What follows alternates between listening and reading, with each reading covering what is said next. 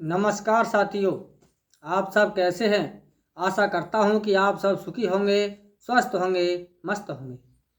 जैसा कि मित्रों, आप वीडियो के टाइटल को देखकर समझ ही गए होंगे कि आज हम किस विषय पर बात करने जा रहे हैं। तो मित्रों, आज हम अकाल मृत्यु के बारे में चर्चा करेंगे कि यह अकाल मृत्यु क्या है और कैसे होती है। मित्रों, आपने शास्त्रों में, ग्रंथों में, यहाँ तक कि प्रत्येक धर्म में इस अकाल मृत्यु के बारे में बताया गया है कि अकाल मृत्यु होती है। मित्रों, वास्तव में अकाल मृत्यु होती है। वैसे तो मृत्यु तभी होती है जब व्यक्ति का समय आ जाता है, उसका वक्त आ जाता है, लेकिन मित्रों उसे मृत्यु या काल कहते हैं। लेकिन जो वक्त से पहले, समय से पहले व्यक्ति की मृत्यु हो जाती है, उसी को अकाल मृत्यु कहते हैं। अब मित्रों, आप सोच रहे होंगे, कह रहे होंगे कि जब समय आएगा ही नहीं, वक्त ही नहीं आएगा, तो व्यक्ति की मृत्यु कैसे होगी। जी हाँ मित्रों, अकाल मृत्यु होती है। वक्त से पहले भी व्यक्ति की मृत्यु हो जाती है। इसके लिए आज हम एक उदाहरण के तौर पर समझते हैं। एक प्रकार से मैं इस प्रक्रिया के तहत आपको समझाने जा रहा हूँ बहुत ही सामान्य तरीके से, ताकि आपके समझ में आ जाएगा कि वास्तव में अकाल मृत्यु होती है। मित्रों, जिस प्रकार से हमारा शरीर 5 तत्वों से बना हुआ है, ठीक उसी प्रकार से एक दीपक भी 5 तत्वों से बना हुआ होता है। उसमें भी पृथ्वी, अग्नि, जल, वायु और आकाश 5 तत्वों का समावेश होता है, क्योंकि वह मिट्टी से बनाया जाता है। उस मिट्टी में जल भी डाला जाता है, उसे अग्नि में पकाया जाता है, और उसे वायु में सुखाया जाता है, तब उसे अग्नि में पकाया जाता है। उसका जो खाली भाग होता है उस दीपक का, वह आकाश भाग होता है। यानी कि उसमें 5 तत्वों का समावेश होता है। मित्रों, जिस प्रकार से हमारे शरीर में 3 प्रकार की जो मुख्य नाड़ियां हैं, एड़ा, पिंगला, सुषुम्ना, जो हमारी श्वास के रूप में बह रही है, जो हमारी श्वास है वह हमारे जीवन रूपी प्रकाश है, क्योंकि जब तक श्वास है तब तक व्यक्ति जीवित है। उसी प्रकार से दीपक में तेल और बत्ती, जब तक उसमें तेल बाती मौजूद है तब तक वह दीपक जलता रहेगा, तब तक वह उस दीपक के लिए वह जीवन रूपी प्रकाश उपलब्ध रहेगा। तो मित्रों, ये तो है दीपक की एक उदाहरण के तौर पर हमारे शरीर और जीवन से संबंधित कहानी।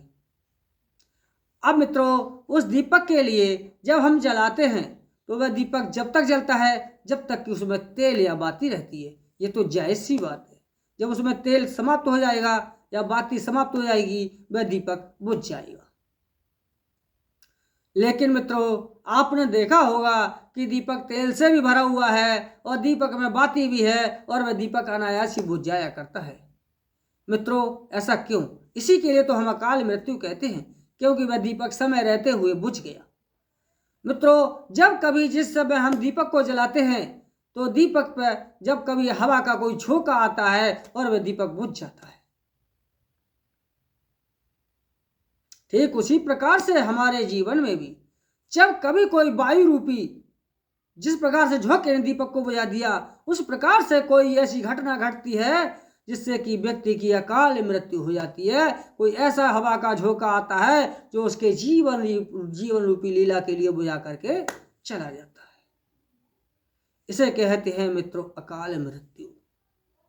दूसरे मित्रों, अथवा उस दीपक पर कोई ऐसी चीज गिरी, कोई ऐसी घटना घटी जिससे कि वो दीपक किसी तरीके से, दीपक गिर गया या दीपक पर कुछ गिर गया, वह दीपक फूट गया।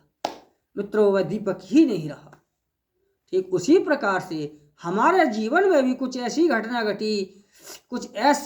घटी जिस प्रकार से वह दीपक गिरने से या दीपक पर कुछ गिरने से वह दीपक फूट गया। उसी प्रकार से हमारा भी शरीर किसी न किसी तरीके से क्षतिग्रस्त हो गया। शरीर ही जब नष्ट हो गया तो जीवन स्वतः ही समाप्त हो गया। इसी को कहते हैं मित्रों अकाल मृत्यु। वास्तव में मित्रों अकाल मृत्यु होती है। ये अकाल मृत्यु का एक प्रत्यक्ष प्रमाण है मित्रों। और इस प्रत्यक्ष को कोई प्रमाण की आवश्यकता ही नहीं है। ये एक इस प्रकार का उदाहरण है जो कि अकाल मृत्यु को प्रत्यक्ष दर्शा रहा है। इसीलिए मित्रों, अकाल मृत्यु वास्तविक जीवन में होती है। मित्रों, आज हमने आपके लिए इस अकाल मृत्यु के बारे में यहाँ पर प्रत्यक्ष रूप से बताया है कि अकाल मृत्यु क्या है और ये किस प्रकार से होती है। तो मित्रों, मैं आशा और उम्मीद करता हूँ कि आप इस वीडियो के माध्यम से जो बताया गया है इससे आप अच्छी तरह समझ गए होंगे कि अकाल मृत्यु क्या है और ये किस प्रकार से होती है। हमारे जीवन में आज के इस समय में हम देखते हैं अपने आसपास कि लगभग अधिक नहीं तो 25% लोग अकाल मृत्यु से ही मारे जाते हैं।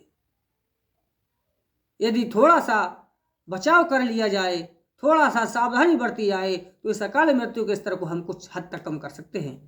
तो मित्रों, इस बारे में अब हम अगले वीडियो में चर्चा करेंगे। आज के लिए बस इतना ही है। मिलते हैं अगले वीडियो में, तब तक के लिए नमस्कार साथियों।